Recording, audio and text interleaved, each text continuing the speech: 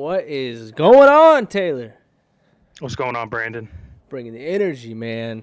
Bringing the energy. Unlike the Tampa Bay Buccaneers did last night. But that'll be later on. But yeah, I just had to throw it out there, throw a little shade to begin the show. You know, we're gonna talk about it. You know who lost their energy? Who maybe needs to plug back in? The Chargers, man. Their Chargers. Absolutely. That Charger cord snapped.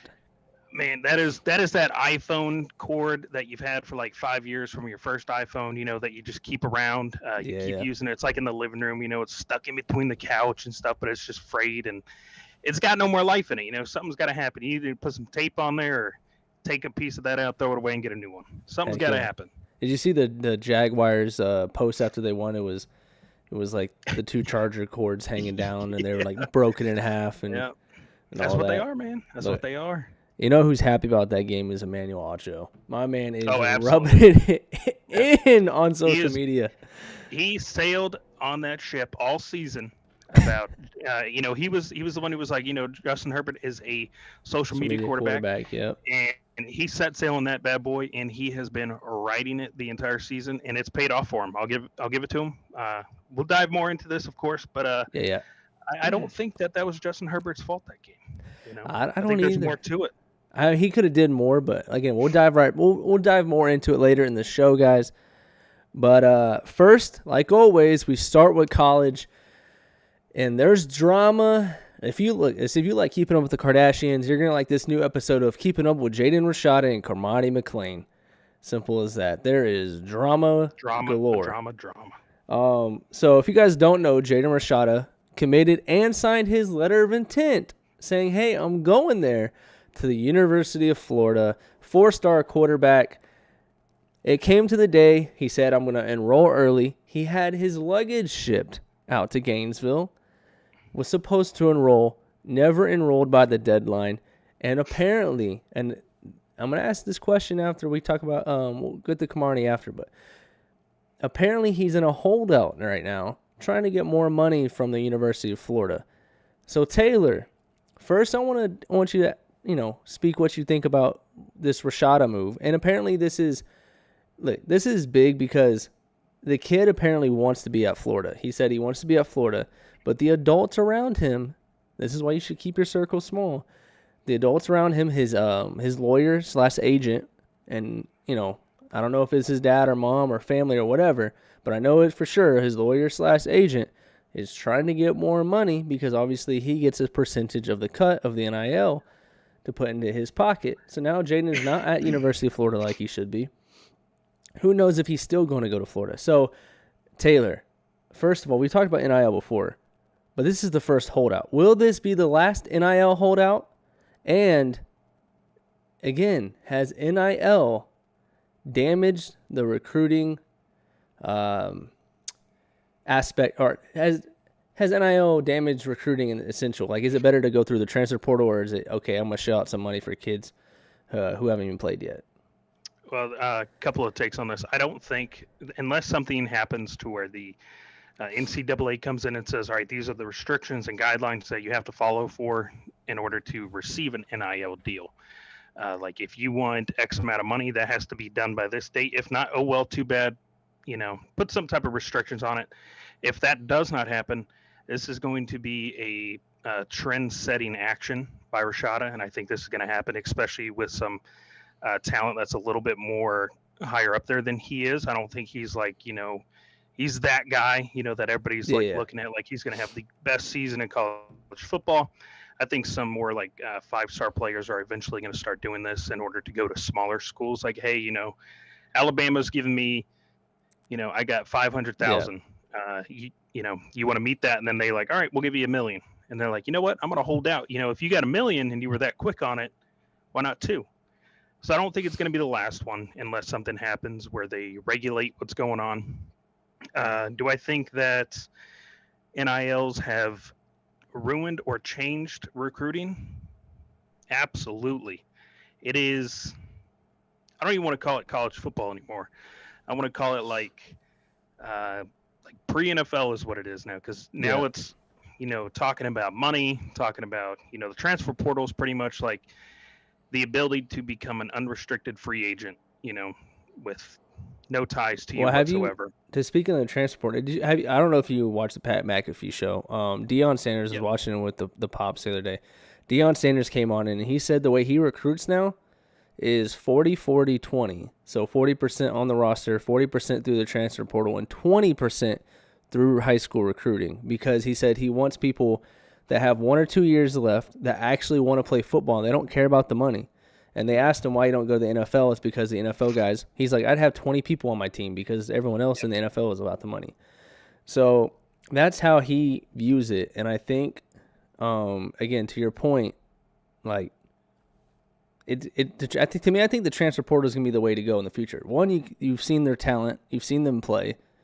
So you already know how they produce in the college level compared to the high school where you're handing out crazy amount of money. Yeah. Yeah. I like that method. I think Deion is one of the best coaches out there, and not just from like a straight up coaching standpoint, but as far as a recruiter and a mentor towards these college players. Because, a lot of these kids need a true dose of reality, because, high school is not what college is, and the NFL is not what college is. It's like they're all different stages. And they need somebody there that's been through each and every single one of these steps and knows how to maneuver and work their way through. And Deion's an extremely smart guy. NIL is a fairly new thing that's been introduced, but he's got it figured out. He knows who's going to be there for the money, and he knows who's going to be there to play football and improve a program and, make a name for themselves. That's what he is going out there and doing, is getting those players that want to come out here and be like, the money's cool right now. I can make 500,000, that could get me a nice car, pay off mom and dad's house, help my sister go to school. And then I get injured, or I don't get the playing time I thought I was going to get, or something happens and then I don't make it to the NFL. Yeah. Or, you can get these kids that are like, I just want to make money and that's it. Who cares about the NFL? Whatever. It's not really my dream. I just want to make a bag and dip out. Yeah. So he's like figuring out who's who, what's what, who wants to play, who wants to just make money. I like his method of, what was it, 40 something, 40, 20, whatever it is. 40, 40, 20. It's smart. Yeah. I like it. But yeah, NIL, I'm not a fan of the way that it's set up now. I do think that college football players deserve a cut. 100%. They deserve to get some sort of money for their name, image, and likeness. I feel like it needs. I feel like it needs to be broken down in a way that each player gets something. Because the bench rider who's grinding it out at practice, doing everything else that the starters are doing, they're not getting an NIL deal. Well, they're getting a scholarship. They're still getting their 4 years paid for. I mean, you got a couple walk-ons, but a lot, Yeah, there's walk-ons and there's kids who don't get a scholarship. But, I think if everybody's putting the same amount of work into the team, everybody needs to get paid, because the NCAA is a billion-dollar business. It's not a school or anything like that.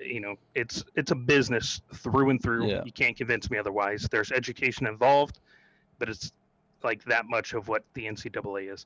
So I think it needs to be broken down into every player on a roster gets a set amount of like financial aid as far as cash, not just like, oh, here's some food or money to go get food, whatever. Everybody gets a certain amount of money. No school gets more money than this other one, because at this pace, it's who can give out more money. That's what it is. It's, hey, we're Alabama. We got boosters, lining out the back door willing to pay you like $5 million to come play. That's unfair to all these lower schools who have already been at a disadvantage. Funding, some of that has to come down to funding. So the bigger schools are going to have more money. But let's just talk Power 5 in this instance for NIL. Again, we're still talking, we got JADEN RASHADA. We're still talking about just JADEN RASHADA holdout situation. But, what about an idea where each conference, depending on how much money they bring in, every Power 5 conference, they gets $5 million cap. Every Power P5, $5 million. That's all you can hand out to a potential high school recruits. So no one's over, if you want this X, Y, and Z recruit, you're like, hey, this is what we're going to allocate out of the $5 million to you. And then now, obviously, if there's a big time quarterback, hey, we're going to give you $1 million. that gives you only $4 million to work with the other potential recruits. So you're gonna, it's kind of give or take which recruit you're gonna shell out the money for. Now the report, and I'm pretty sure this is just a typo and someone read it wrong, but the report is that Jaden Rashada is in his camp is not wanting to come to UF with a $13 million NIL deal, which is would be the most in all of college football. $13 million. That would mean, guess, if you took that deal, $13 million in 1 year, 4 years, whatever it is, he would be making more than I believe I saw about 11 NFL backup quarterbacks without even proving himself at the University of Florida. So this next question to you is, what should Florida do? Should they cut ties with Rashada and say, you know what, we got Graham Mertz. They are reportedly going after a former 5-star LSU transfer, Walker Howard. And they've already got DJ Lagway, who's a 5-star in 2024, who everyone already thinks is going to take over for Jaden Rashada. Everyone, the chips are all in on DJ Lagway and Gator Nation being a part of it. So should they go ahead and just cut ties with Rashada, save their money, save their headache, and move on? 100%. I'm a firm believer of people proving themselves, and I'm a firm believer of institutions and teams giving players an opportunity to prove themselves. But if you have yet to prove yourself to me as a school, a team, NFL team, whatever it is, I'm not paying you. I'm not paying you $13 million. I'm not paying you $5 million. I'm not paying you whatever it is. If you declined my initial $13 million offer, that's it. Because if you take... That's crazy. $13 million. And again, guys, this is reports. Right? Yeah, reports. This may not be true. But if it is, and he's coming to you and like, hey, $13 million, that's not enough. That's an immediate see you later. Get out of here. Get out of here, man. Go find somebody else who has that money. Because if you accept his counter offer of, let's say, $15 million, let's say that's what he wants to get, whatever his counter offer is, you have now set a precedent that these more talented players can go out and be like, well, shoot, if Rashada was able to, get more than $13 million at his level of play, what says that I can't go out and get $20 million? And then it's just going to become players in the NCAA are going to be making what NFL players make that are on a starting team, they're starting on a team, whatever. And that's just ridiculous to me. At that point, the NCAA would have to become its own section of football where it's like they could compete against pro the league. NFL or something, it's a pro league. At that point, because if you're paying them like that, you're a professional football player if you're getting paid $13 million. And I want to put this in perspective for everybody. The NIL deal that Ohio State put together that tried to get CJ Stroud to come back for one more year was reportedly $5 million. Now, obviously, he turned that down because if he's a top 5 pick, he'll be making $6 million a year at the minimum. But $5 million. So you have a CJ Stroud who's a top 5 pick and a proven winner making $5 million, while potentially and rumored $13 million for a high school quarterback that is not even a 5-star, and he hasn't played a game. He hasn't shown up to camp. He still needs to put on 20 to 30 pounds of body weight. You don't know what he's going to look like in college. Yeah. It's just asinine to even. Absolutely. I just don't. I don't get it. Yeah, there needs to be regulation because it's starting to spin out of control where it's making players play 1 year, dip out to the transfer portal, go to where they really want to go. So then these teams are wasting this money, or boosters, or whoever's paying it. Yeah. It needs to get, regulated, locked down to where there's a certain cap, whatever it is, where because I do believe players need to get paid because the NCAA makes billions of dollars. Oh, they deserve it. They 100% deserve it. Yeah. And, the NFL football is not a sport that creates longevity career, for the long run, for the most part. I think it's like in the NFL, the average is 3 years they're in and then they're out. Yeah. I think it's 3 years. And then in the NFL, if you're not in for, I want to say it's 4 years, 5 or 6. It's 4 years for retirement. To get retirement and stuff like that. So if the average is 3 years, retirement's 4. The average NFL player is not going to get a retirement. Their body's going to be beat up. Their body's going to be just hurting the rest of their life, and they're going to be disabled later on in life. I get that these players understand the effects of football, the possible consequences of playing football, but there's also the aspect that if they are playing for these teams or colleges and they're making this much money, some of that has to go towards them. Yeah. Because a lot of times, if a player gets hurt, even if in the NFL, like if the Bills in the NFL restructured contract, he wasn't get paid the rest of his season. So they restructured that. You are cutting in and out, Taylor. Just heads up. All right, can you hear me now? Yeah, I can. It was starting to. Okay, my bad. No, you're good. But I think that they need to get paid because injuries happen, stuff happens where it could cut a career short. So they do deserve money that the NCAA is making off of them. Yeah. Now, speaking of money, we're still talking about the money situation.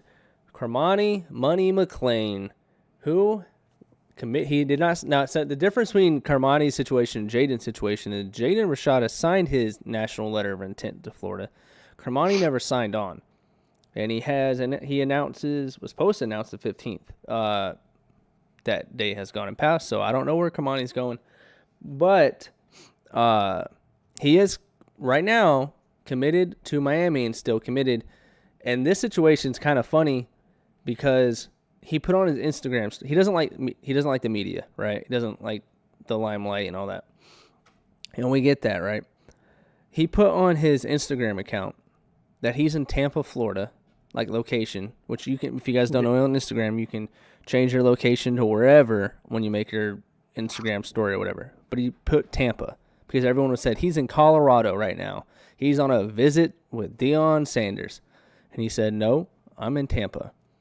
Then the entire Miami staff, coaching staff, about 10, 15 coaches, I believe, including the head coach, Mario Cristobal, went to Lakeland High School, where he goes in Polk County, Florida, where he goes to high school, to go meet up with CORMANI, basically. CORMANI was not there. Disappearing. David blamed on him, disappearing at Chris Angel. So where was CORMANI McClain? After saying he was in Tampa, after saying he was at his high school, after a bunch of coaches went to go visit him, lo and behold, he was in Boulder, Colorado visiting Deion Sanders, and he has recruiting pictures, and people got pictures of him in Boulder, Colorado, and he then later confirmed he was in fact in Colorado after denying reports. That's a headache in its own. But, CORMANI's a great player, so I'm going to raise the question. Is he going to Colorado? Is he spurring Miami after spurring Florida? He spurred Florida, went to Miami, went from Miami to... Is he going to Colorado? I'd say yes.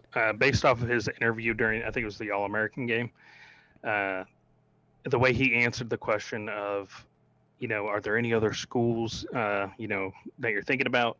He kind of paused and he was like, Miami, kind of like... Yeah, throw up the really U, whatever. Yeah, he's like, I can't really say what else is going on, but Miami. But we could all tell that something was not up. Miami. Yeah. And I think, if you want, in his position, I think going to Colorado would be the best fit for him. He'd be able to learn a lot from Deion. Deion's a proven coach that he can make a team really good, and he's got now the assets to back him. He's not hindered by anything. Yeah. And I think that 100% he's dipping out from Miami and he's going to Colorado. Even if maybe Colorado's like, hey, we can't give you the money, that you were going to be getting down there. Yeah, in I think with Colorado, I don't think I know Miami's probably paying him more because they got John Ruiz and, he's handing out money left and right. But I think if he goes to Colorado, it's going to be to pair with Travis Hunter, who was the number one corner previous year. Yeah. And then CORMANI McClain, depending on some sites, there were some updated rankings today on 3D Sports. CORMANI McClain is now ranked, I think, the fourth or fifth best corner in this class on their site. On other sites, he's still number one. So you still have an incredibly talented CORMANI McClain with Travis Hunter. That might be the best cornerback duo in the Pac-12. Yeah, agreed. So, I think, being able to go to Colorado and make Colorado go for, I think they had one win this season. Yeah, one or being two. Able to help them, being able to help them go from one win to whatever, they're going to win games. Yeah. They're getting talent that Colorado would not get if Deion wasn't there. They're going to be able to get some games under them, and they're going to win in great fashion. I think that's more uh, impressive than going to Miami and be able to get some wins because Miami is Moneyville like that. I mean, you want to get paid, Miami is the you better Texas hope. A&M of the ACC. Yes, they're going to get a bunch of good players because they're paying out a bunch of money, but it's just not going to form into what you want it to form into. So if you want the longevity, Colorado seems like the better place to go because Dion's not going to be there and allow these players to come in and just be like, yeah, I'm just here for a year. He'd be like, all right, get out. Yeah. Straight up, get out. Yeah, he doesn't care. He coaches old school. There's a video that surfaced. Dion in the film room, the entire team's in there. Every single player on the team's in there. And there's one single player that was what he considered a cancer to the team because he was talking trash about Dion. He was talking trash about other players. He never mentioned their name, but he allowed the team to vote. He was like, look, this is a situation. They've been saying some things. They've been doing some things that I don't feel is right. And this is like their third strike, whatever. But I'm going to leave it up to you guys because in my opinion, he should be gone. Yeah. He was like, raise your hand if you want him to stay. Raise your hand if you want him to go. And, the majority was go. And he immediately pointed at the player and he was like, get up, pack your stuff and leave. Get out of here. Yeah, he does not care. If you're there for the BS, you're gone. Or you're not even going to show up. And I guarantee you if he's going to go to Colorado, before anything happens, I guarantee you Dion's going to sit down with him and he's going to lay it all out for me. He's like, this is what I expect from you. If I even get a sniff that you're here for anything else other than playing, you're gone. You're gone, yep. And that might be what he needs because this man is bouncing left and right. Yeah, man can't make up his mind. So, and that brings my next question. With JADEN RASHADA with the holdout, and again, we'll see what happens with that. And then CORMANI MCCLAIN kind of, basically throwing names in a hat and going, I'm going here every other week. And I mean, we've seen this with a bunch of recruits before. Recruits just bouncing around from commitment. Has the term commitment, like, do recruits need to lurk up the term commitment again? Has recruiting this new age, these new age cats, have they hurt the definition of commitment? Because to me, when I say, hey, I'm committed, that's it. I'm committed. I'm not going to, and I love how they always go, I'm 1,000% committed. I'm 100% committed. 2 weeks later, I'd like to thank the coaches at the University of X, Y, and Z. I am opening up my recruitment. It seems like to me today, the word commitment does not mean jack. So it, has a new age recruits kind of hurt the term commitment? Yes, I believe they have. I don't think it holds the same value as it once did. It was, before like, hey, I'm going to Oklahoma and I'm going to play the next 4 years there. That player played the next 4 years there and then entered the NFL, or they left a year early, whatever it is, to go play in the NFL. But it wasn't. Now it's one and done, or I'm going to play this year, see how it goes. If I don't get the playing time I think I deserve, I'm out. Or if I don't think we played hard enough this year, I'm out. I don't make the money I wanted to make, I'm out. Or before they even get to the school, they don't, if something slightly changes or somebody else whispers in their ear, they're out. Yeah. So I wouldn't even call it a commitment anymore. I would call it like a general semi, not really commitment or something. I don't know, but something that's not commitment because it's not a commitment anymore. Just looking for a cool edit to post on Instagram and social media. Pretty much. Yeah. And so trying to think where I want to go in the next question here, or where I want to go with this. So with commitment, to me, like, you can't force a kid once they say they're committed to commit until they sign the NIL or until the national letter of intent. You can't do that. But as a coach, I would go man to man. I'm sitting down with these players and going, hey, and we go, hey, coach, I want to commit to you. I want to commit to you. I'll be like, listen, are you saying that? Or is that just, up in the air? Some coach is going to come in and you're going to change your mind. And then on top of that, like you said, these players think that they're coming out of high school, these 5-star, 4-star, whatever players. In high school, you're the man. Everyone's worshiping you. Your whole town's worshiping you. Everyone's like, you're the one who's going to put us on the map. And then you get to college and you realize, hey, you're not the biggest anymore. You're not the fastest. You're not the strongest. You're not the best player on the team right now. Maybe in the future, but not right now. You were in high school, but not now. So when you don't start your freshman year, maybe even sophomore year, you're like, I'm out. And guess what? You're starting and we've talked about this before, you're starting all over again. There's 1,300 names in the transfer portal. And only about, I think, 300 to 400, we said, get Power 5 program offers again. After that, everyone either goes to FCS level or Division II. Yep. So you're hurting yourself in the long run to just stick it out. Sometimes to make a diamond, you have to put yourself in a little more pressure, and it takes a little more time. But it doesn't mean you're not talented.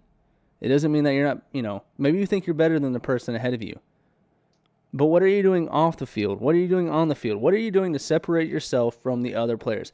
Every time I see these players that are transferring, they show their practice tape. Okay, what are you doing off the field? What are you doing? I understand you got good practice tape. That's congrats. You got good practice tape against the team number 2, whatever, backups, whatever, starters. It doesn't matter. You got practice tape. And you're like, some have, on the field tape. But what are you doing? Coaches want more. Like, you can't have great practice tape and on the field tape transfer, but have a 2.5 GPA. You can't have good on the field tape and practice tape, but have a bad attitude. Unless you're Texas. Yeah, unless you're Texas.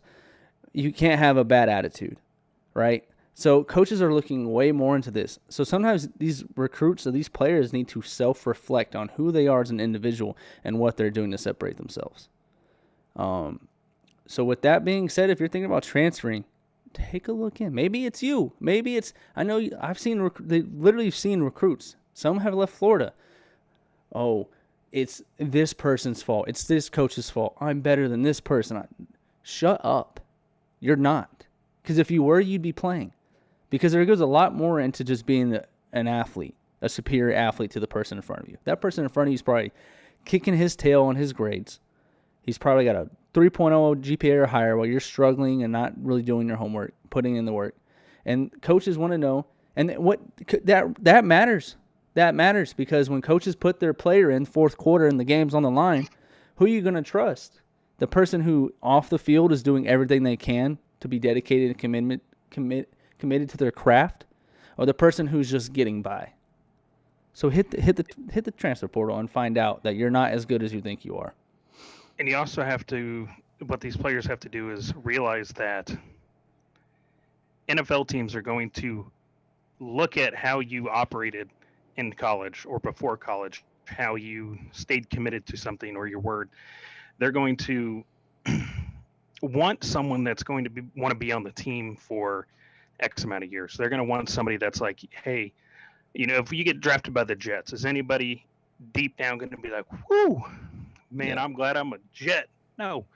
But they want somebody that's going to be able to transition into that mindset and be like, man, I'm glad I'm a Jet. I hope we can get this team to the Super Bowl. I hope we can get some wins under our belt, whatever.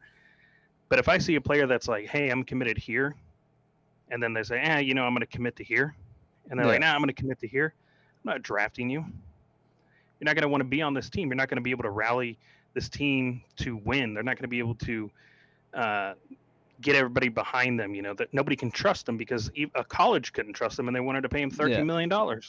So I don't know. Players really need to take a step back and be like, look, I have this opportunity. I need to make the best of it, because in the long run, that's what people are going to be looking at. They're not going to look at me and say, man, he's a smart guy. He could have gone to this school and really changed the program and just balled out. But instead he went to Alabama because they wanted to pay him this amount of money. Nobody cares that people wanted to pay you this amount of money. They want to know what you can produce. They want to know, can you get the team behind you? Can you start producing stuff and, make a name for yourself and rally your team and make your team better? They don't care how much money people want to pay you. Nobody cares. So stop chasing the money and start chasing greatness for yourself and your team. And then eventually the NFL, if you make it, be like, that's the guy we want. That's who we want our franchise to be built around, is that guy right there. Yeah. Now we're going to get to so guys, how we're going to start doing it as well. So after the questions, after the segment, we'll go into the comment section and talk about what you guys are saying in the comment section. That way we're still on topic. It doesn't you guys can throw in whatever you want in the comment section. If it's related to the topic, we'll bring it in. So I see that A2M Go Blue says Max Duggan was a great example of being rewarded for staying put. Yep. Exactly. 100%. 100%. Could have dipped TCU. He got benched, got put it back in, made to the championship. And, he's going to get drafted.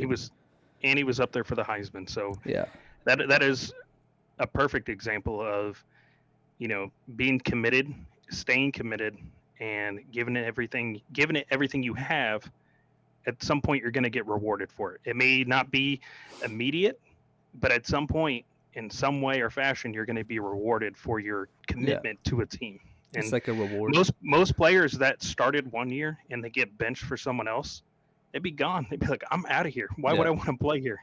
But he stayed because he believed in himself and he believed in the team and he gave them his word. And he was like, I'm going to stick it through. And dude went to the national. It didn't pan out well. It did not pan out well for him at all. But yeah, no, Max Duggan is a great example of staying put. And again, this is the issue is like these players don't play right away. And all of a sudden it's like, again, I'm out.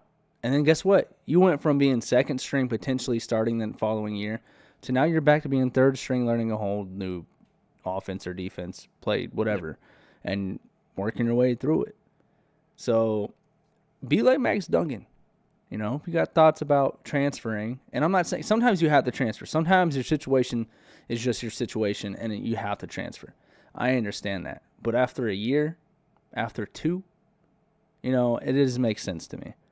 Again, Jaden RASHADA issue, more money, more problems. CORMANI McClain going to, we believe that CORMANI McClain will be headed to Colorado.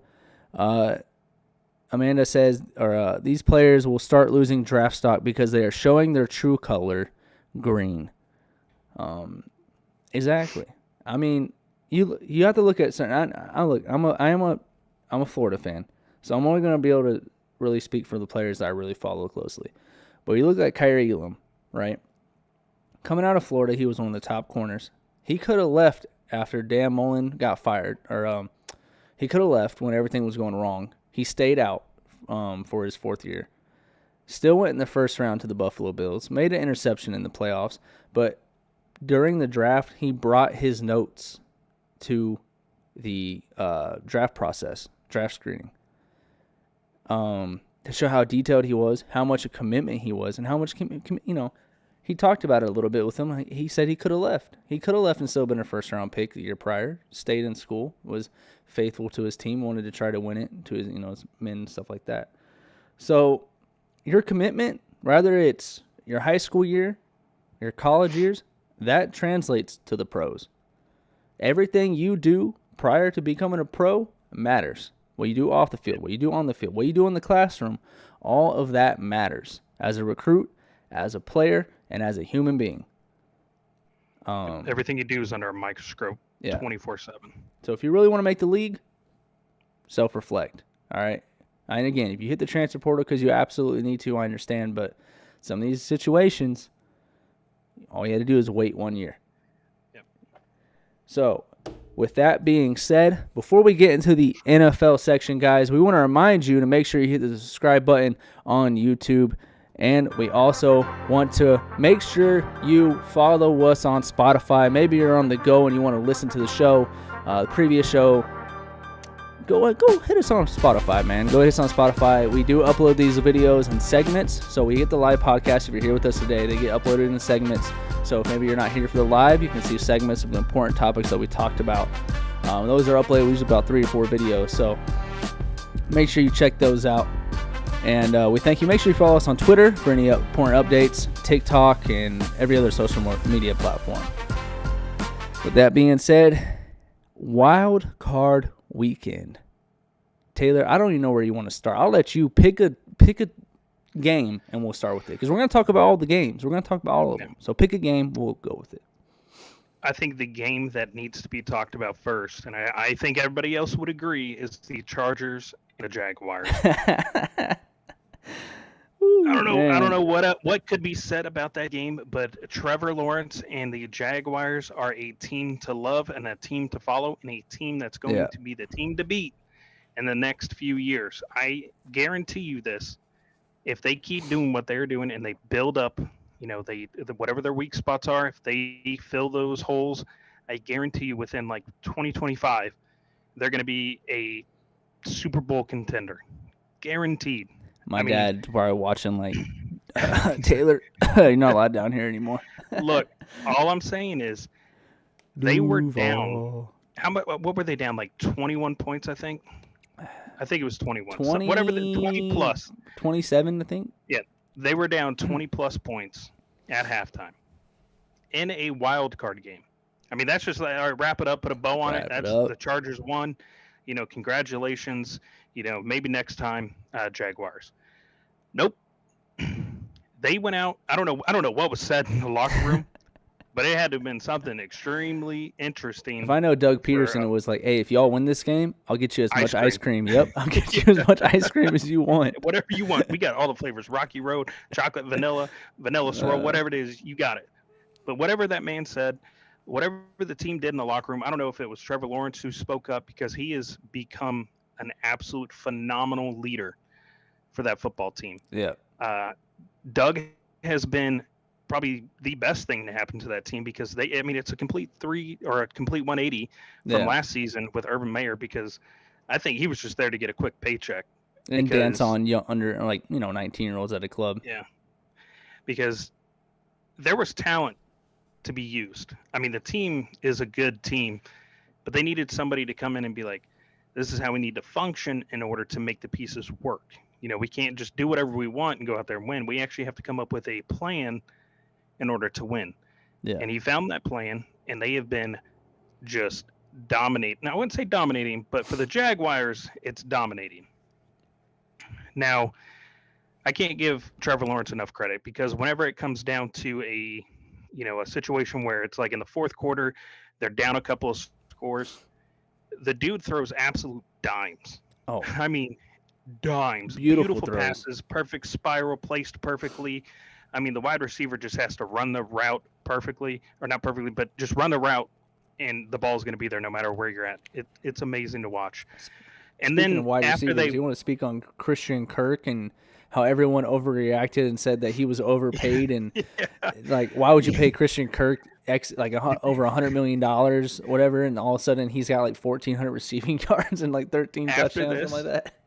After this, I'm going to send you a video that the Jaguars put up, that they put, because everybody was talking trash about Kirk. They were talking trash about Etienne. They were talking trash about Lawrence and Evan Ingram. They were like, why would they go out and get these players that haven't proved anything? Kirk isn't worth this much money. Ingram should be I was one of them. He shouldn't be on a team. I was one of them. I mean, I didn't expect the Jaguars to be this good either. I don't think anybody really did.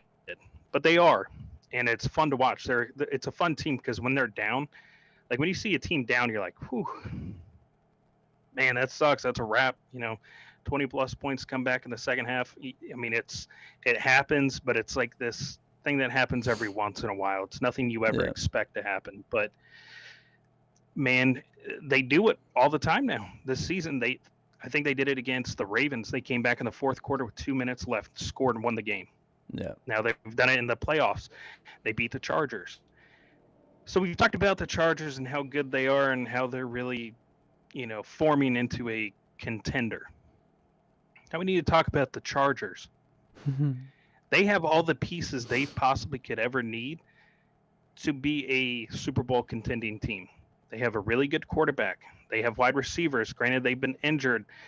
They have one of the best running backs in the league. They have a pretty solid defense. So what's the issue? It boils down to their head coach.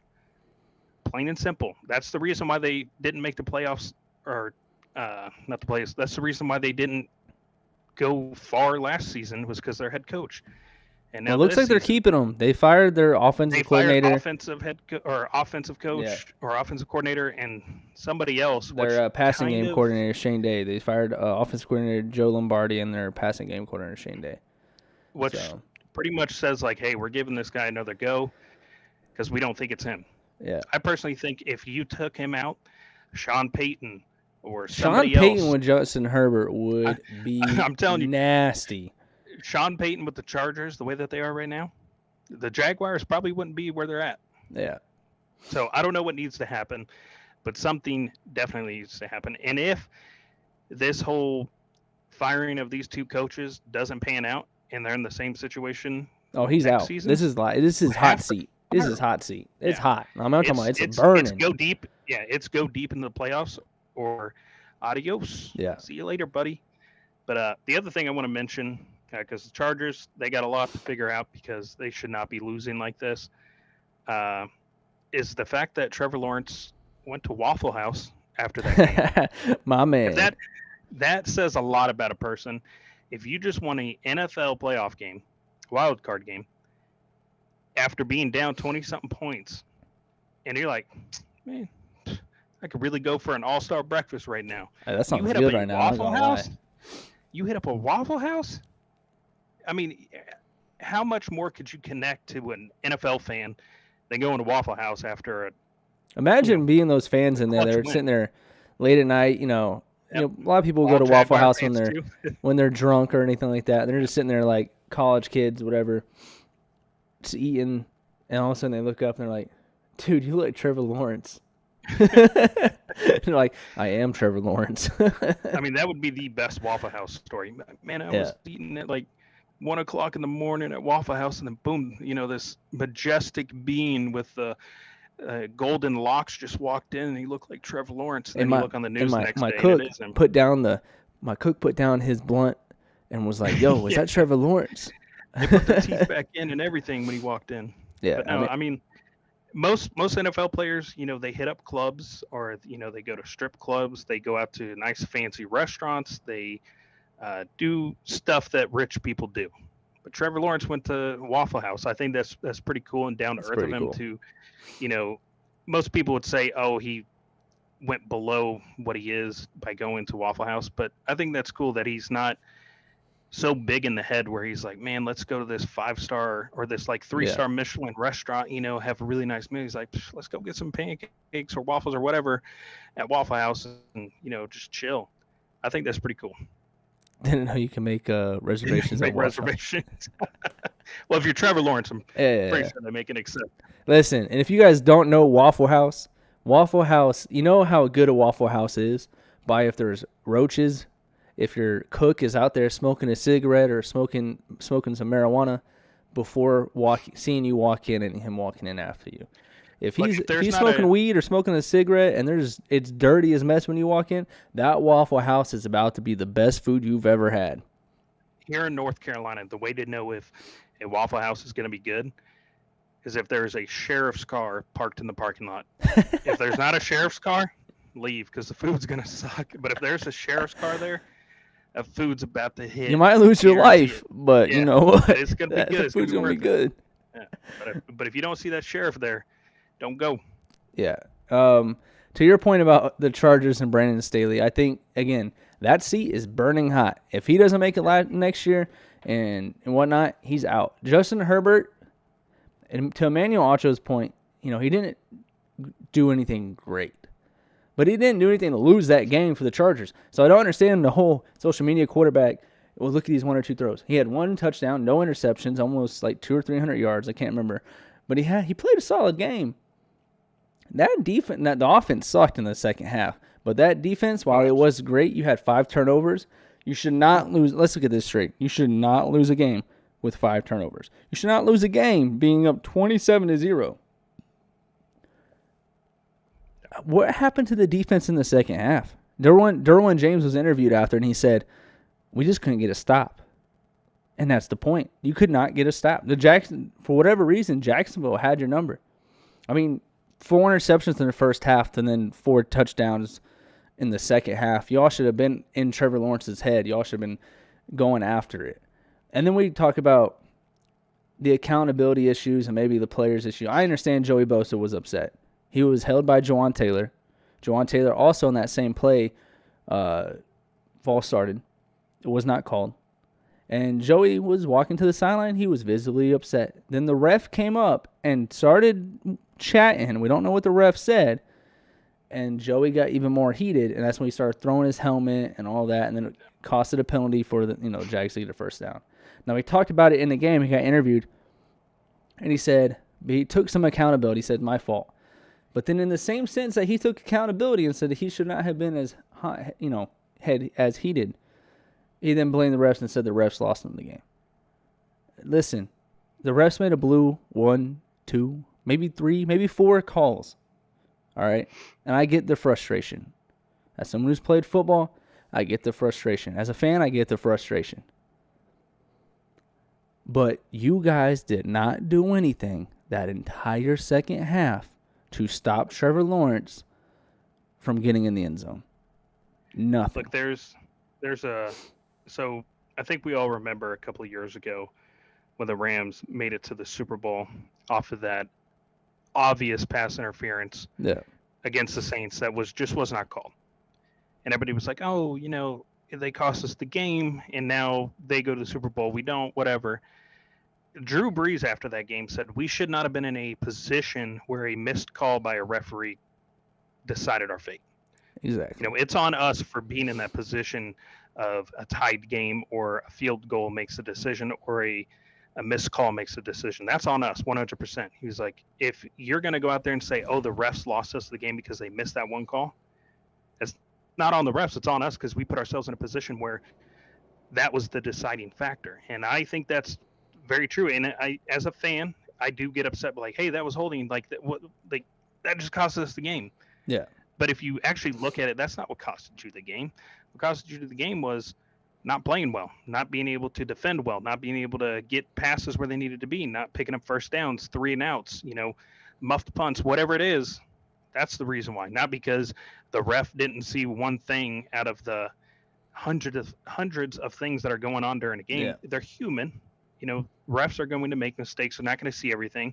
If you're getting held, a ref may not be able to see it because of certain players in the way.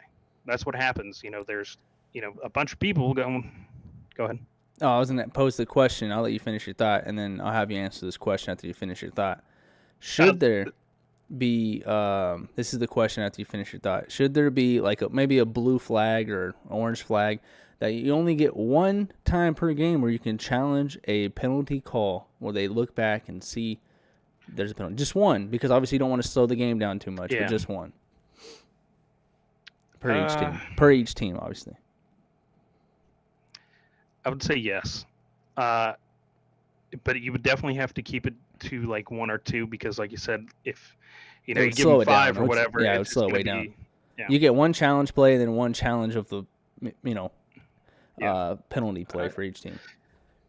I would say they should just incorporate that into the already challenge flag where it's just, hey, give them an extra, you have your regular 2 and then you get an additional 4, hey, I'm pretty sure that there was holding on that play, throw the flag. But the thing with that is if you watch a football game, the amount of holds that go on after you finish your thought, proceed to ask a question. I was pretty much done with it anyways. But the amount of holds that happen during a game, most of them aren't called. Yeah. If you actually watch, people are getting held every single time. The only time it really gets called is if a running back just breaks through a hole and you're like, dang, that was a wide open hole. Yeah. But, you see over the offensive lineman's just sitting there just grasping for dear life. I think that would be tough because, pretty much you're going to get the call and be like, yeah, one of them was holding. Throw it out there and they were being like, yeah, there was 3 holds that play. Well, I'm saying in a sense of it was called hey, holding on the offense. They only look at that player. If there's holding somewhere else, it doesn't matter. But you're okay. They zoom in. Okay, there's not holding. He wasn't holding or he false started. So the penalty picked up or whatnot. Ryan says they're good at picking up flags from New York telling them. But, yeah. That was my question. I could see if it's a persistent problem. But, the refs are always going to be blamed for everything. Yeah, especially when you're a losing team. It's always going to be, oh, the refs screwed us. But for the most part, it's never really the refs that screw you. Sometimes it's kind of they really, throughout the entire game, heavily penalize one team more than the other and let a lot of things slide for the other team.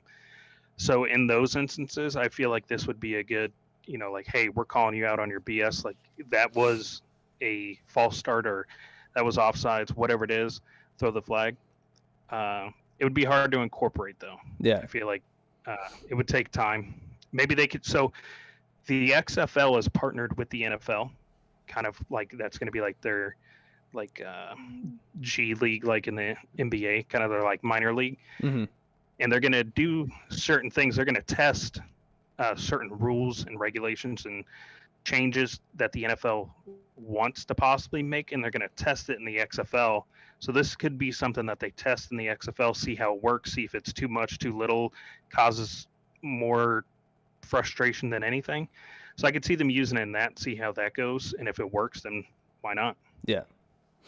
So, but I will say this: I'm not giving the refs like a pass or anything. Yeah. I do think that the refs sometimes do blow some calls that are like extremely important calls to be made.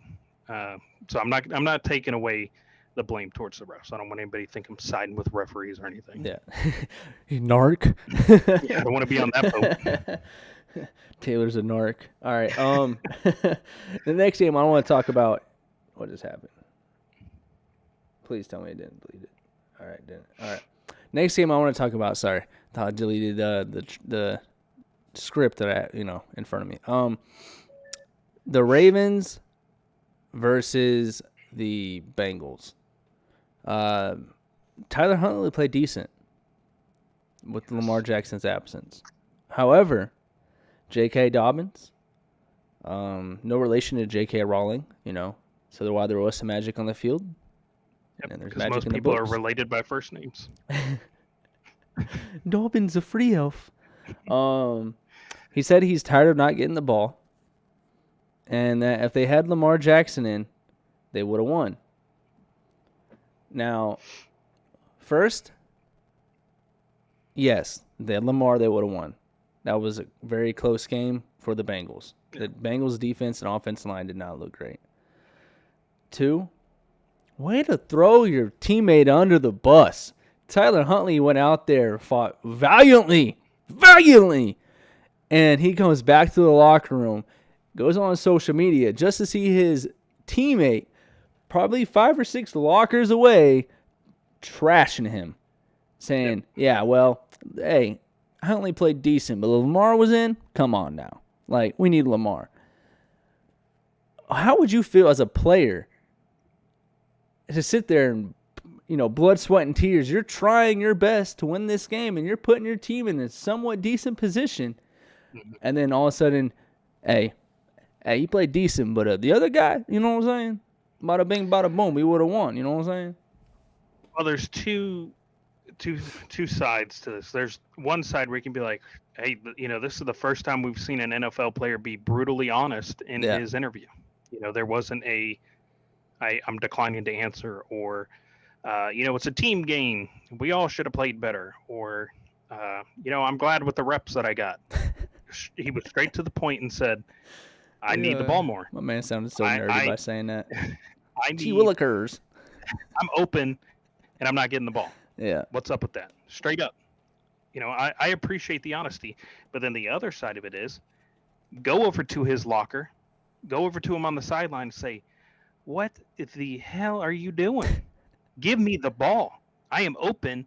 I can make plays. Give me the ball. Some of that's on the offensive coordinator not handing him the ball. I mean, true, but go up to him, talk to him. When you're on the field, you have the option to call an audible. You have the option to make changes. What are they going to do? Put Lamar back in? Nope, he's injured. What are they going to do? Right? Yeah. It's a playoff game. Go out there and make plays. If you think, hey, maybe he deserves to get the ball some more, he can make some plays. Our O-line's working hard. He can find a hole and get us a first down. Whatever it is, give him the ball. Yeah. So that's the other aspect. I mean, you can say, oh, he called us out. That's kind of rude. Man up. He called you out. He called the team out. Suck it up. Mommy, do hurt better. My feelings. And if you are Tyler Huntley and you're like, oh, yeah, somebody just said Lamar would have won us that game. Yeah, he would have. Lamar is a 10 times better player than you are. That's just a fact. That's why he's a starter and you're on the bench. Ooh, that's why you came in whenever he was hurt.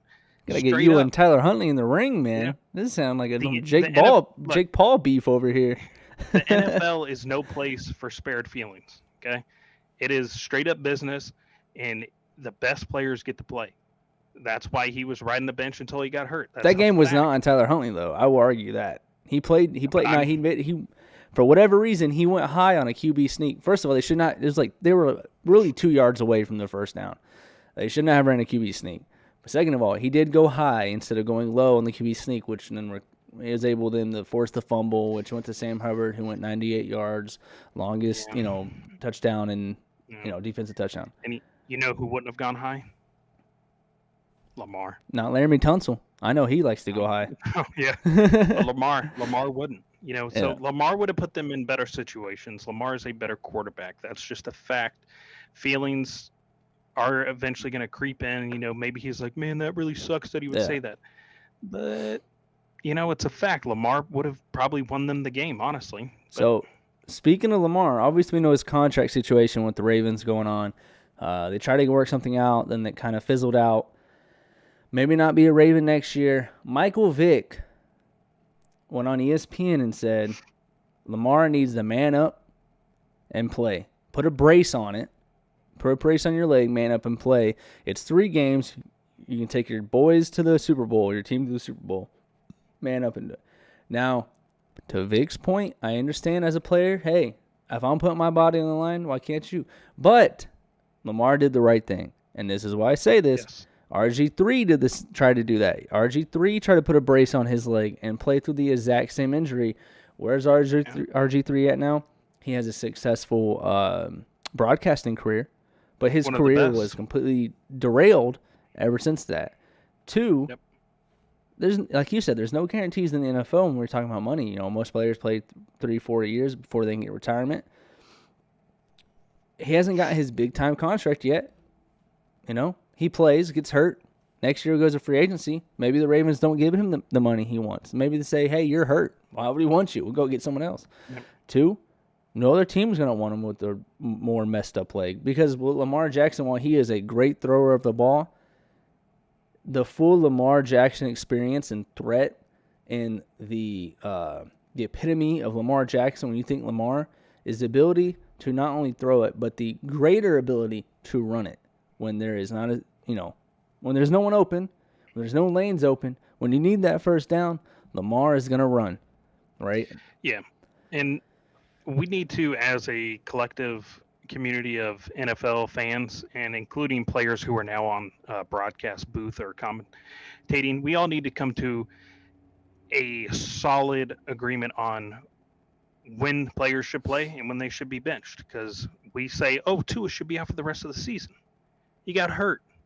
But if he got cleared by the doctors, why can't he play? Because he got hurt again. Then why aren't we saying the same thing for Lamar? He goes out there while not 100% and gets, a hit to the knee, or he, tries to run the ball and he gets twisted up or something and then just destroys his knee. RG3 all over again, like you just said. Yeah. Damar Hamlin, we say, we need to make sure our players are healthy. We need to make sure that we're taking the correct measures to ensure the safety of our players. Where do we draw that line? What players get that, exemption and which players don't? Yeah. We can't say this about these players, and then whenever it's a star quarterback, we have to say, you have to play. Yeah. You have to go out there and put your body on the line because you are the star quarterback of that team. It's not how it goes.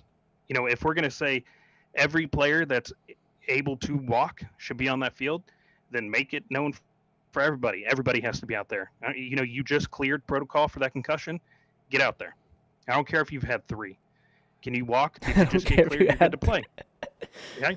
I don't care what's going on. That's what that's, yeah. I'm sure if we go back and look at Vic's statements, he'll be like, Tua should sit out the rest of the season and, really think about his career and, what he wants to do after football. Is this right for him? But now it's with Lamar and he's like, get out there and run, get out there and play football. Who cares? Put a brace on it. That's stupid. This man is seeking a huge contract. So for him, does it make sense to go out there and put your body on the line for a game you might not win because the Bengals have been playing some really good football? They've got a really good quarterback and the best wide receiving core in the entire league. And then they got Joe Mixon back there. That's a threat of a team right there. Am I going to want to go out there and put my knee on the line? Nah. I'm going to sit here. I'm going to rehab. I'm going to say, team, you guys, look, you guys can go out there and do it. But unfortunately, I got to sit back for myself. I got to heal my knee up, blah, blah, blah. I'm sitting the bench. And that's what he did, and that's what he should have done. I like Michael Vick as a player, but that take, trash. 100% trash. Throw it in the trash can. I agree. Now, retrospect, we're talking about the Ravens in that game. Obviously, they lost. They put up a good fight, Tyler Huntley and everything like that. The Bengals won. Joe Burrow looked solid. That offensive line and that defense did not. Still wet cardboard. Yeah. And if I'm a Bengals fan, that is major concern headed. Who are they playing next week? They're playing. Are they playing the Chiefs? The or the Bengals. Bills? No, the Bengals are playing. Yeah, they're playing the Bills. The Bengals are playing the Jaguars. Chiefs are playing the Jaguars. Chiefs are playing the Jaguars. So yeah, they're playing the Bengals Bills. Are playing the Bills. Okay, and the Bills are a solid team, and they struggled against a third string, led Chip Skylar Skylark. Thompson. Yeah, Chip Skylark. Shiny teeth and me, Skylar Thompson over there, in Miami. So they both these teams had deficiencies, but we're gonna talk about the Bengals here. The Bengals needed to get together because if they really truly want to compete with the Chiefs, and right now, after seeing the Bills play, after seeing the Bengals play, and I know we said it was a 3-man race and it's anybody's game, it's the Chiefs. Simple. It's the Chiefs. Chiefs have separate. They are up here. Bills struggled against a third-string quarterback. The Bengals struggled against a second-string quarterback. They're down here. Yeah, S tier, A tier. All right. So if the Bengals want to compete with the Chiefs and if they get past the Bills, they got to shore up that defense and they got to shore up that offensive line because I tell you one thing: the Chiefs are coming, and they're not coming lightly. I mean, they're doing Ferris wheel, get you a defense spinning in the regular season. So what do you think they're going to do in the postseason? So the Bengals tighten up, man. It's time to tighten up. I'll let you speak on the Bengals if you'd like. Do what? I'd let you speak on the Bengals if you'd like. Oh, I think that the Bengals, whatever happens this during the postseason, they need to make some drastic changes to that offensive line. I mean, draft players, free agents, I don't care what it is, but they need to beef up that offensive line because Joey B has already been injured once because that offensive line cannot hold up. And if it happens again, Andrew Luck, am I going to stay in the league? Do I want to stay on this team? I don't want to keep getting injured, beat up. And I can't remember if it was who it is on their offensive line, but he's allowed 12 sacks this season. And I think it's like a franchise record, which is not a record you want to hold. But he's allowed like 12 sacks this season. That's a record, though, at least. I mean, it's still a record. I'm a record-holding offensive lineman in the NFL. But if I'm a quarterback, get that guy out of here. Why is he starting? You want me to be protected, but you're not giving me protection to go out there and make the plays that I need to make. So whatever happens, even if they go to the Super Bowl, you have to take a good hard look at who's on that offensive line and start picking and pulling and throwing some people in that actually can hold up their end of the bargain and give him time to throw because he's getting destroyed back there. I mean, Andrew Luck was one of the most sacked quarterbacks when he was playing. And now Joe Burrow is starting to become the most sacked quarterback of the players he's playing with. I think last season in the postseason, he was sacked for a record. He was 9 or 10 times in one game. In the postseason, I get it in a regular season because it's a regular season game, but postseason, 9 times? Yeah. That's absurd. And we're starting to see it happen again and again and again.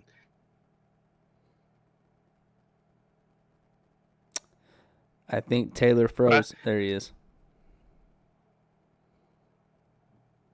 You're good. You had froze for a second. There we go. We caught back up. We're good. I see you. All right. Yeah, just got to beef up that offensive line. Is pretty much all I was saying. Okay. Yeah, okay. Well, so we're going to move on. Sorry, guys. Again, it's not the booth without some technical difficulties ever happening. Absolutely not. So we talked about the Bills and how they struggled. And we're going first of all, the Miami Dolphins, I don't care who is saying it, they would not have won that game with Tua. But there was a close game with I don't care.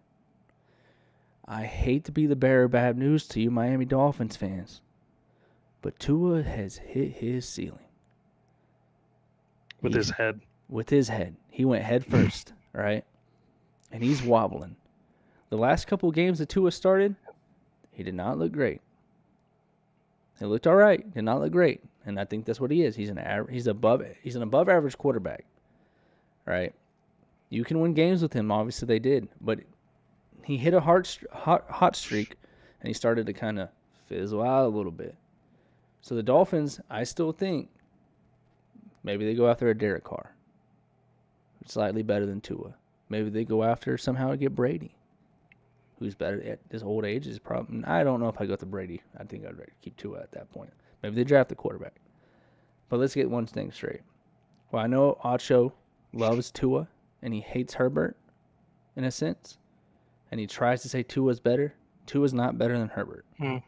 Herbert on the Miami Dolphins with Jalen Waddle, with Tyreek Hill, and with that offense and defense, Super Bowl contenders. Tua is not there. Okay. Now we go to the Bills. They skate by. They poorly led. Skylar Thompson played his all, but he is what everyone thought Brock Purdy was going to be. Which was, struggle. So the Bills, if I'm the Bills, tighten up. Like I said with the Bengals, tighten up. Because if you want to win for DeMar, you gotta fix something. Because there's no way you should be that close of a game with a third string quarterback led Miami Dolphins. Now remember last show, I brought it up that they struggled against teams they shouldn't struggle against. They struggled against the Jets and lost that game. They've struggled against Miami. Granted, Tua was playing and everybody was healthy, but they still struggled. And then there was somebody else they struggled against. The Bills are not consistent. They have their games where it's like, man, the Bills are Super Bowl. That's a Super Bowl team. And then you've got games like this where they're struggling against a, Skylar, whatever his name is, or I don't even know the guy's name. Chip Skylark, we'll call him for now. But you struggle against him. That's not how the Bills should play. They are a much better team than that. Mm-hmm. Josh Allen is a all-around quarterback, great passer, great rusher. He can extend plays when needed. You have one of the best wide receivers in Diggs. That connection's got to get fixed.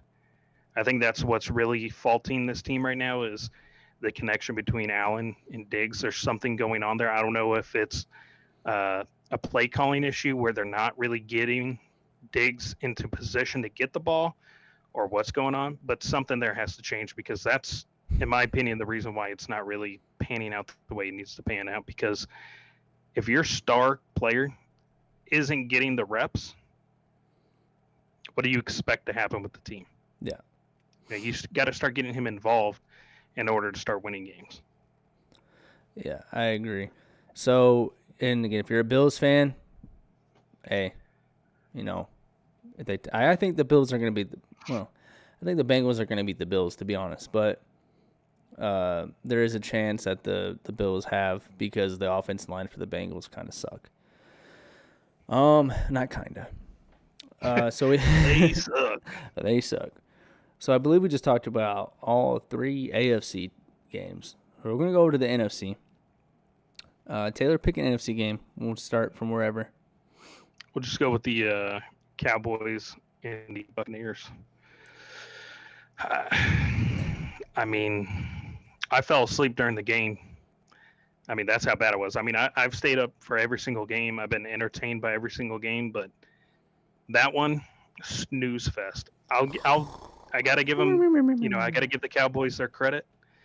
Dak Prescott lit it up. That's the first time I've seen Dak Prescott play a football game that equates to the amount of money he's getting paid. Yeah. That's the first time I've seen it. Every other time, I'm like, man, this dude is way overpaid. But if that's how he plays every game, worth the money, 100%. Pay him more, because that man lit it up. Granted, each and every single one of his wide receivers, for the most part, were pretty much open the entire game. Well, that's what I want to ask.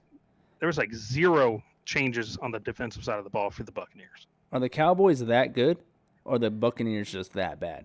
I think the Buccaneers are that bad, but regardless, the Cowboys still showed up. Like, if they played a solid Buccaneers team, I still think they would have edged out. But that was a weak, dysfunctional, unmotivated Buccaneers team. It didn't look like they were in the playoffs at all. It looked like they were in their third game of the season. Yeah. They lost the first two. So they weren't really, sure what to expect during the game. If I'm going, regardless of what my record is, how we've played throughout the season, as soon as you make it to the playoffs, 0-0. Yeah. Show them what we've got. We pretty much everything was practice up until now. Let's go out there and put on a show and make everything work the way that it's supposed to work. Tom Brady, he ain't staying. He's out. Tom Brady is gone. I don't think he's retiring. Kyle Trask? It's somebody. I don't know who's going to be their quarterback, but it ain't Tom Brady. I don't know if Tom Brady's going to retire. I don't believe he will, but I don't think he's sticking with the Buccaneers. Neither is Brian Leftwich, by the way. Leftwich, and I think Bowles got to go. Yeah, there's reports that they're firing Leftwich at the end of this week. So they're firing Leftwich? Yeah, the offense was Dookie Cheeks. They're saying, hey, he's out. Leftwich does not deserve to be fired. But when he is fired, he will get picked up and he will be a head coach somewhere. I think it's Todd Bowles. I think because when Bruce was in, good to go. They won a Super Bowl. They almost made it to another Super Bowl. And then this season, what was it, 8-9? Or no, they 8. Yeah, I think they're 8-9. I believe. 8-9. 8-9. I think this was Tom Brady's first season under 500. Yep. First season under 500. I mean, if you put the pieces together, it's a head coaching issue. Tom Brady didn't play good, though. Don't give Tom that much. Tom did not play good this entire season. He has looked like a noodle arm. True. He has looked not necessarily deer in the headlights, but he has not looked like Tom Terrific, as everyone used to call him. He looked like an average quarterback. Yes. So he's gone. Todd Bowles maybe gets one more season. Leftwich deserves a head coaching job. I don't think this season is Leftwich's, this is on him. Maybe head coach of the Colts for Leftwich. I could see it. Maybe.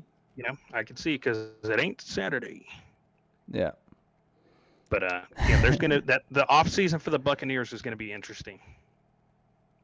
It definitely will be. Again, Tom Brady, just the kind of well, hold on. We'll talk about Tom Brady after we get to these games. It's on the bill. It's on the billing. Someone said, "Thank God, no more Tom Terrific." Hey, Tom Terrific, I think he's sticking around. And again, we'll get to that. Which team? Maybe not Tampa, but which team we'll discuss. As far as the Cowboys, Dak he looked great. He did. Regardless, the Tampa Bay has a decent defense. It's not like they've got Antoine Winfield Jr. They've got Levante David and company. They have a decent. They don't have a great defense. They have a decent defense, and Dak looked good. And it raised the question: Kellen Moore. Could Kellen Moore get a head coaching job? It's been talked about for a couple of years. He called a good game. So they finally get over that kind of playoff hump. And they're obviously going against the 49ers, which will be an entirely different story. Did you say playoff hump? That's a playoff mountain that they had to get over. They got over it, though. They got over it. It was a mountain. They climbed it. But the thing with the Cowboys is I just don't trust them in the playoffs. Can they beat the 40? To me, the 49ers is a team to beat. Not the Eagles, not the Cowboys, not the Giants, but the 49ers. And that's a tough game for the Cowboys. So I know this is our year, chancer. Cowboys Nation, this is our year. We them boys. Brock Purdy. Hey, is the man. He's the man. He is the him. man. He is him. Yeah. He got that dog in him, just like Taylor has in his background there. All right. So now, if the Cowboys can beat the great 49er team that they have right now, to me, Cowboys could be favorites to go Super Bowl. All right. Then they'll be in the championship game. No matter if they play the Eagles or the Giants, I think they'd be the favorites. Just because I think the 49ers are just that good right now. Yeah, but it all depends on Rain Dakota Prescott. All right, because we saw him in the regular. Now, again, like you said, 0-0 postseason's different than the regular season. But we saw him only play, missed out on like 5 or 6 games, and then came back and still led the league in interceptions. Trying to play hero ball, trying to do too much. If they get down to the 49ers by maybe a score, maybe 2, does Dakota Prescott start raining down some interceptions? I don't know. We'll see what the spotlight looks on him. He hasn't really been in this position before. Usually they lose and they're out. Cool beans. No. Cool beans. And I think last season they lost because he decided to run when he shouldn't have, and so. So the spotlight's on. Cowboys, listen, Cowboys are no joke. Don't sleep on them. Dak played great. Give him his flowers. So we move on to the 49ers and a team that everybody says should have been the Lions, but it was unfortunately the Seahawks. The Seahawks got in, and they wrote back. Hey, Gino, they wrote back, by the way. All right, they wrote back. All I got to say. I don't know if we could say that. You don't know? I don't think that's fair to say. He is the No, he's not the reason they lost. I'm saying they wrote back in the sense of that, hey, I mean, the Seahawks did not play great as a whole, not Gino by himself. Gotcha. I'm saying the 49ers, they got your letter saying that, Seahawks are for real, and they said, oh, man, we got to cancel this request. Send it back. I'll agree. I mean, there's not much to even say about that game. The 49ers, like you've said, I've said, I think we both thoroughly agree. They are that team. Everything is clicking for them. Brock Purdy is killing it. I mean, the receivers are getting open. Running backs are playing terrific. Offensive line's holding up well. And the defense, best in the league. Chef's kiss. I mean, it is A1, Like, that is the defense you want. The Seahawks just were not a match. I mean, yes, they played good, considering everything they were put up against, with everybody doubting them. Yeah. But they just did not have the pieces to even compete, honestly. And I think in the first half, it was a really close game. But the 49ers were making mistakes that just weren't like them to make, especially on the defensive side of the ball. They were just allowing simple stuff to happen that should not be allowed to happen with a defense like that. And they went into the locker room. They probably were like, hey, look, just, you got to watch over this. Other than that, good to go. And they did that. And they stopped the Seahawks for the rest of the game pretty much. And it was an absolute blowout in the second half. So yeah, I mean, to talk about Brock Purdy, last week we said the 49ers are a threat as long as the spotlight and the playoff spotlight and the inexperience of the playoffs did not get to Brock Purdy. He looked like he's been in the league for years. He was made for this situation. And to be honest, frankly, at this point, one playoff win, even if they lose to the Cowboys, you don't go back to Trey Lance. This is Brock Purdy's team. This is Brock Purdy's team. As a fan, this is Brock Purdy's team. I do not want to. I didn't understand. We haven't really seen Trey Lance. He got hurt week 1, week 2, whatever. We didn't really get to see Trey Lance. Ship him out. Get your draft capital back. Get a 2nd or 3rd round pick for Trey Lance. Ship him out. Brock Purdy's team it is. Simple as that. 49ers are the team to beat. And if you disagree, I'm sorry. Hey. You're wrong. You're wrong. You're wrong. Brock Purdy's looking great. Yep. And then we get to the Giants versus and the Vikings game, which, listen, Kirk Cousins, primetime game, said it all season. Deer in the headlights. I had the Vikings winning that one, but I got kirked. You got kirked. But, kirked the soul. Kirk the Skull? Huh? Skull Vikings? Yeah. No. Pun intended. Kirk Cousins is not a terrible quarterback. Nope. He's not. But is Kirk Cousins the guy you want on your team with a player like Justin Jefferson? No.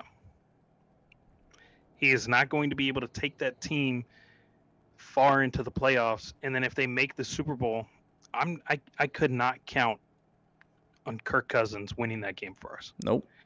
You know, I cannot count on him to extend plays when we need plays extended. I cannot. I mean, heck, I can't even count on Kirk Cousins to throw the ball further than 3 yards on a 4th and 8 with the game on the line. What? Who does that? I mean, TJ's not really like the guy you throw to whenever you need 10 yards when the game's on the line. Hawkinson's good, though. Don't sleep on Hawkinson now. No, he is 100%. But that's not my go-to guy. If I have Justin Jefferson on the field and it's 4th and 8, we screw this up, we're out. Yeah. It's going to Justin Jefferson. I don't care if he's, got like 15 people on him somehow. I don't care what the scenario is. Well, that'd be a penalty. There's ball. only 11 people on defense, sir. I don't care what the scenario is. That's why I said if. But either way, I don't care what position we're in. If he's on the field, throwing it. Yeah. He said it's that Michigan State education. I firmly believe, I don't know if it's going to happen this season because it's hard to say we're done with this quarterback when you make the playoffs. It's hard to say we're done with this quarterback when you won 13 games. It's hard whenever you have a season like they had and say, hey, we're done with you. But he's the reason why they are not Super Bowl contenders. You remove him from the team and place in a good quarterback. That's not just like an above Justin average Herbert. quarterback. If they had Justin Herbert, I'm pretty sure they would have beat the Giants. Yeah. I think Kirk Cousins is what's wrong with that team. I like Kirk Cousins. He's a likable guy. I want him to win, but he can't make things happen. That's just who he is. That's his career. He's a Phillip Rivers, in my opinion. He's a good quarterback, but he's never going to amount to anything. Okay, we gotta have some type of chemistry, guys, because I was literally just about to ask you, and I was about to say this. I think Kirk Cousins is the Phillip Rivers of this generation of quarterbacks. Absolutely. You have Patrick Mahomes, who maybe is like the Brady, Joe Burrow and like Manning, kind of like those tier, and then you have Phillip Rivers, and that is Kirk Cousins. And the fact that you just said that, I was like, no freaking way, because I was just about to say that. I mean, it matches up. Like he some of the plays he makes, it's like, man, great quarterback. And then 4 plays later, you're like, what are you doing? Why did you make that play? Why did you throw that? Why, like, what are you doing? It's just, he can make some stuff happen, but every negative he has, it's 10 steps forward and then 20 steps back. Yeah. And that's it. Just he's never going to get a ring unless he's riding the bench with a, like Patrick Mahomes starting for him or something. And to that comp, that's the thing that everyone said about Phillip was he's a good quarterback. You win games with Phillip Rivers. Phillip Rivers, don't get me wrong, Phillip Rivers, that Chargers days with LT, Phillip Rivers, Antonio Gates, that was a squad.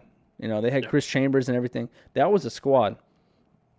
But Phillip Rivers, to be honest, he might have been that person who maybe held that team back. He helped them in some games, hurt them in others. So that Kirk Cousins comp to Phillip Rivers is perfect because Kirk Cousins, he is a good quarterback. To say he's not a good quarterback is asinine, right? Naive. Yeah. But he is not the quarterback that has that ability to, when the lights are on, his eyes start to glow and he starts to get, deer in headlights.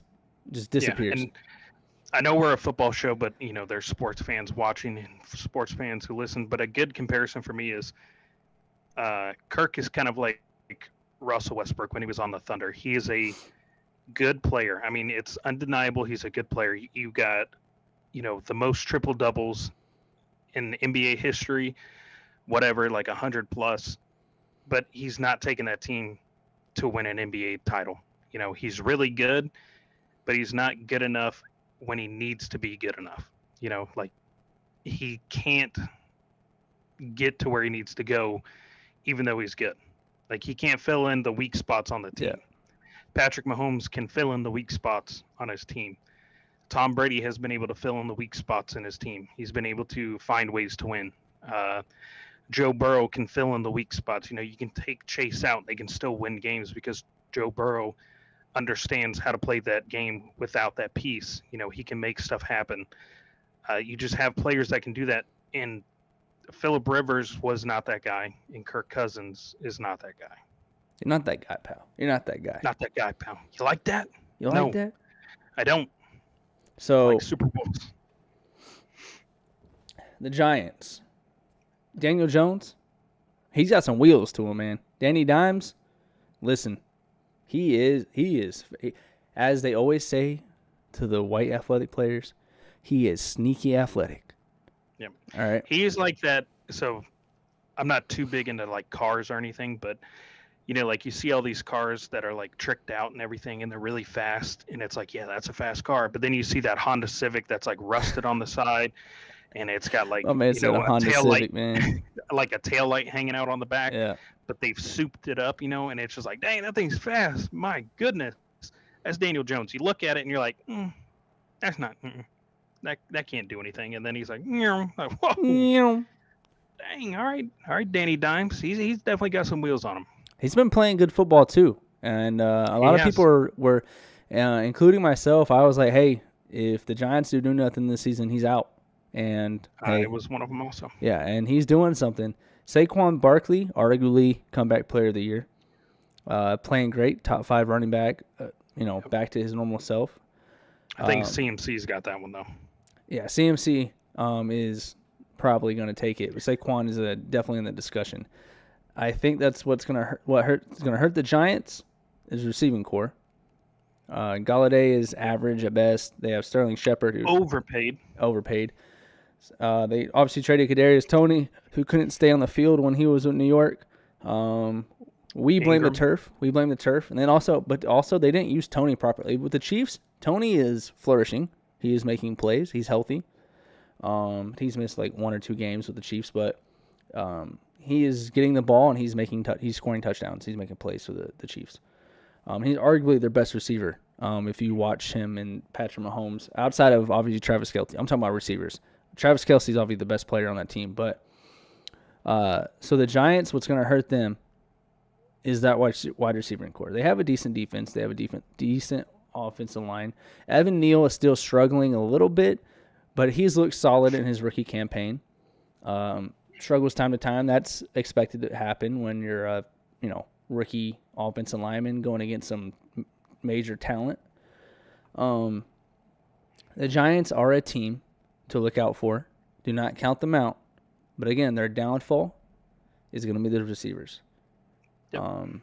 So while they did beat the Vikings, when they come to Philly, and I'm not trying to come biased, when those receivers are locked down and Jordan Davis is, he's fully healthy right now, and if they can stop the run, if the Eagles stop the Giants' run, it's game over. Because Daniel Jones, while he is playing as a good quarterback, he's playing decent. The receivers are not helping him out much at all. They have one of the highest drop percentages in the NFL. Now, if Saquon can get going, Daniel Jones gets going with his legs, Jalen Hurts is hurt, and if his shoulder is not fully healthy in a sense of where he can't play through the pain, and he looked like he did against the Giants' second and third stringers last week of the season, the Giants could sneak out with a win, and I would not be surprised if the Giants win. And that's coming from an Eagles fan, so I'm saying this is unbiased. I would not be shocked if somehow the Giants, our rival, who I would rather take a bullet to the face saying this, they could sneak out and win. And now, do I think they will? No. But I wouldn't be surprised because the Giants are playing good football. Don't count out on the Giants. That's all I'm saying.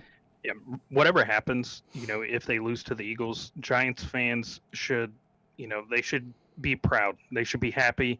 You didn't win a Super Bowl, whatever, but you guys turned it around. You guys were a laughingstock for the longest time. Yeah. Ever since that yacht photo was taken, it has been downhill since then. But you guys, you found it. I don't know how, but you found it. Everybody's playing well. Saquon's back. He looks healthy. So rejoice.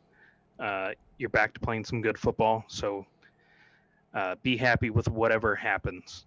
Even if you guys lose to the Eagles, be happy. Be happy with Daniel Jones because he's showing out to be the quarterback that you guys drafted him to be.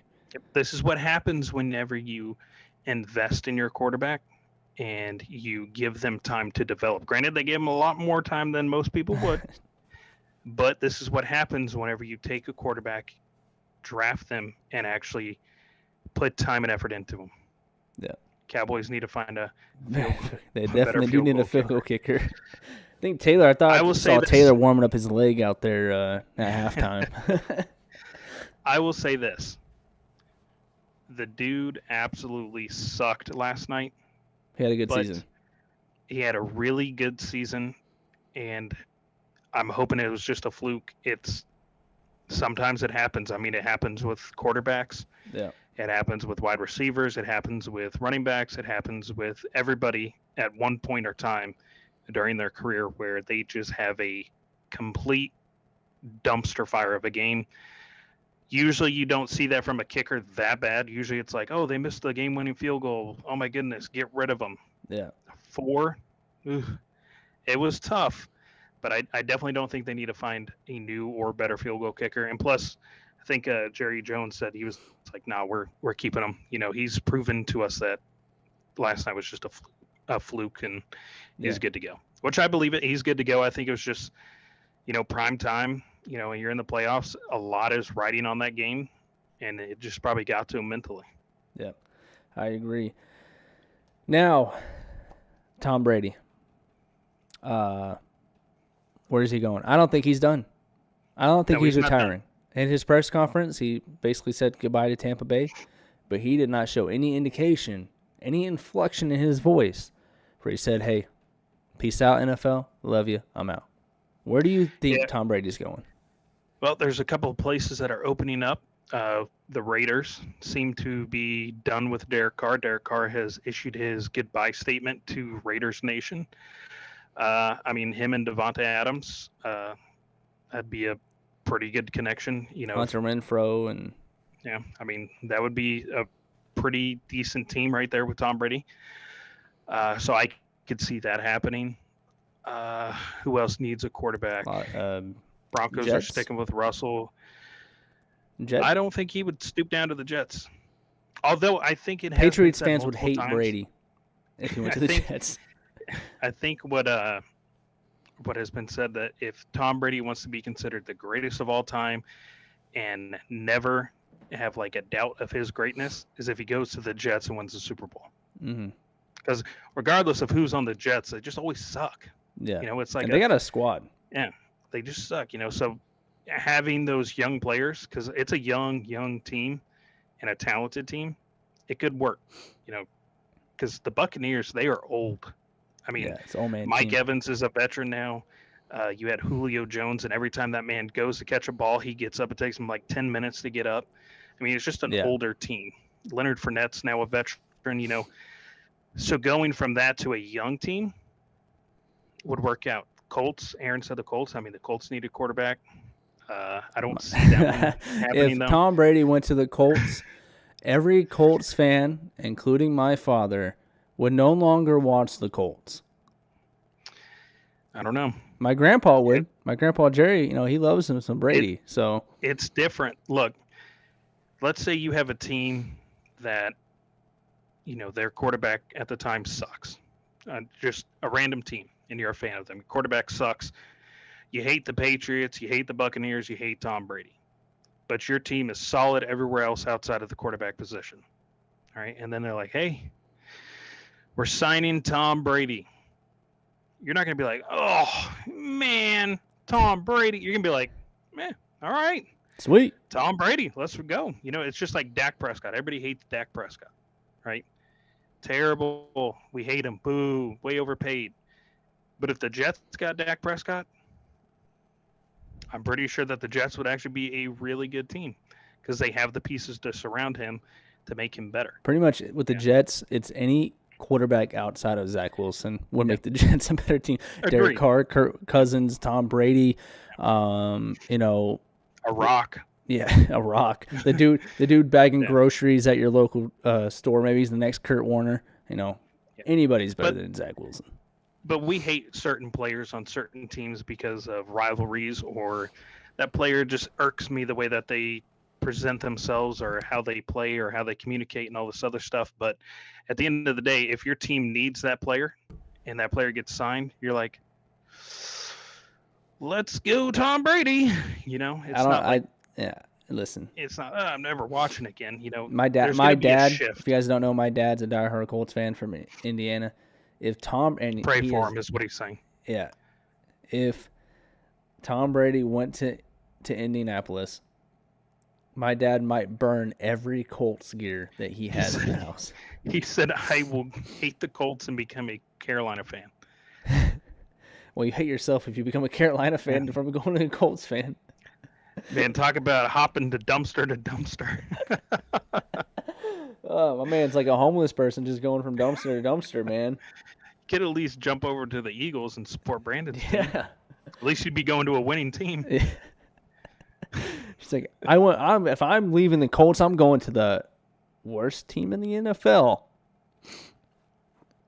Hey, if that's what you want to do. Yeah. But so those are good fits. I think Tom Brady we haven't seen the last of Tom Brady. By any means. So let's get into these divisional games. Which one do you want to start with? Let's just start Cowboys Eagles. Who you got? Cowboys Eagles. No, not Cowboys. Cowboys 49ers.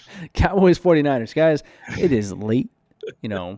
Lack of sleep, sleep deprived. I don't know, whatever you want to call it. 49ers Cowboys. Who you got? 49ers. Lock me in on the 49ers. 49ers. Okay. I'm going to go 49ers as well. Again, that time is my bias. I think the Cowboys could win, but I'm pulling my bias out here because I don't want to see the Cowboys win. I don't want to see the Cowboys win either, but I also don't want to see the 49ers win either. Yeah, yeah, you're right. I'm going based off of talent, and I'm going 49ers. All right, I'm going 49ers as well. Eagles versus the Giants. Who you got? Mine is biased because I'm rooting for the Eagles for the remainder of this season for you, so I'm going Eagles. Mine is not biased. I am going to go 100% behind Jalen Hurts and the Eagles. You know it because they got the look at that, the helmet right behind me.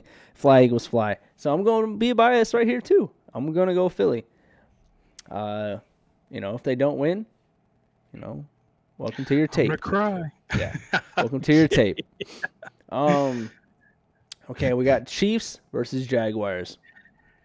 The Jaguars could surprise us. They did it once. They've done it twice. They could do it a third time, but I'm going with the Chiefs. Going with the Chiefs. I think the Chiefs are the best team in the NFL overall right now. So I'm going with Chiefs as well.